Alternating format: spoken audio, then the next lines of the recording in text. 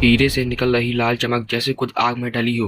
वो रोशनी अब हवा में लहराती हुई उस व्यक्ति तक पहुंच रही थी, लेकिन कुछ भी नहीं हुआ। काले कपड़ों वाला व्यक्ति अब भी वैसा का वैसा ही खड़ा था, शांत, ठंडा, जैसे किसी असर से अछूता। बूढ़ा व्यक्ति हैरान रह गया। उसने घबराकर अपने हाथ पीछे किए, हीरे को देखा। ये तो वही है ना। उसकी आंखों में शंका थी। वो हीरा उसकी हथेली में हल्का हल्का कंपन कर रहा था, मानो कुछ कहना चाहता हो। बूढ़ा व्यक्ति बड़बड़ाया, कहीं ये बदल तो नहीं गया। उसने हीरे को फिर ऊंचा उठाया और पूरी शक्ति के साथ दोबारा मंत्र पढ़ते हुए वार किया।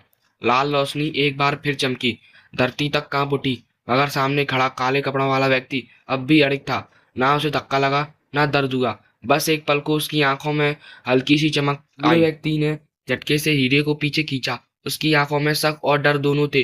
वो उसे उलट पलट कर देखने लगा, कहीं ये हीरा बदल तो नहीं गया। उसने गुस्से में आकर दोबारा वार किया। लाल रोशनी फिर निकली, पर इस बार भी कुछ नहीं हुआ। फिर उसने हीरे को देखा, फिर हमला किया।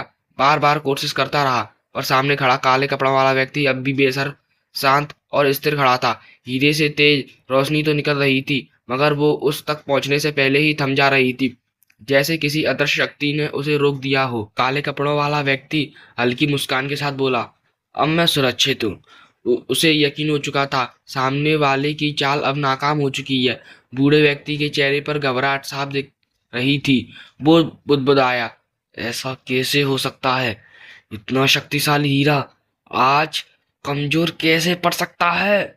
नहीं, ये नहीं हो सकता।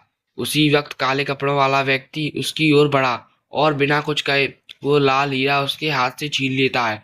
बूढ़ा व्यक्ति बस देखता रह गया। उसके हाथ कांप उठे, पर अब उसमें ताकत नहीं बची थी। काले कपड़ों वाला व्यक्ति जैसे ही उस हीरे को अपने हथेली में पकड़ता है, एक तेज ऊर्जा की लहर उसके शरीर से होकर गुजरती है। उसकी आंखों में आग सी चमक उठती है। वो उस शक्ति को महसूस कर पा रहा था, एक अनोखी, विशाल और खतरनाक शक्ति। फिर वो मुड़ता है और वहां से चलने लगता है।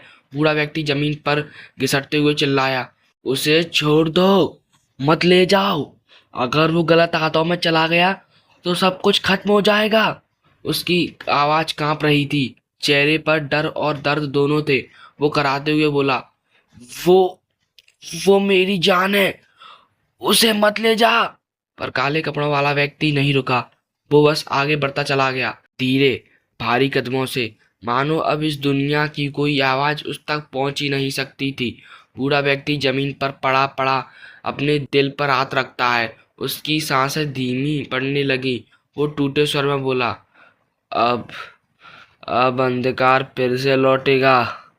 वो धीरे धीरे लेकिन चिल्लाते हुए कहता है, तुम्हें नहीं पता बच्चे, ये कोई आम हीरा नहीं है जिसे तू किसी छोटे मोटे काम के लिए लेकर जा रहा है।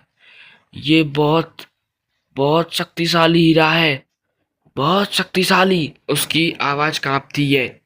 ये काल वंश की धरोहर है। अगर वो लोग जान गए कि ये तेरे पास है तो वो तुझे जिंदा नहीं छोड़ेंगे। इतना कहते कहते ही बूढ़ा व्यक्ति फिर से खून की उल्टी कर देता है। उसकी बात अधूरी रह जाती है और वो वहीं जमीन पर गिरकर बेहोश हो जाता है। जैसे ही उस बूढ़े व्यक्ति ने काल वंश का नाम लिया, कुछ पल के लिए उस काले कपड़े वाले आदमी के कदम रुक जाते हैं। उसकी आंखों में एक पल की हैरानी झलकती है, मगर बूढ़ा जब चुप रह जाता है तो वो बिना कुछ कहे वहां से चला जाता है। अब सवाल ये था, कालवंश आखिर था क्या? क्या वो हीरा ही वो चीज था जिसे लेने के लिए काले कपड़े वाला आदमी यहाँ आया था? अगर हाँ, तो फिर बूढ़ा व्यक्ति किसी और की चीज को अपना क्यों कह रहा था? और उसके पीछे किसका हाथ था? समय के इस बहाव में चल क्या रहा था? आखिर समय किस पहलू को दिखाने की कोशिश कर रहा था? ये कोई नहीं जानता था। धीरे धीरे दिन से शाम और शाम से रात हो गई, और उस रात की खामोशी में रहस्य और गहरा होता चला गया। एपिसोड 40 समाप्त। हमारी कहानी यहाँ तक सुनने के लिए धन्यवाद।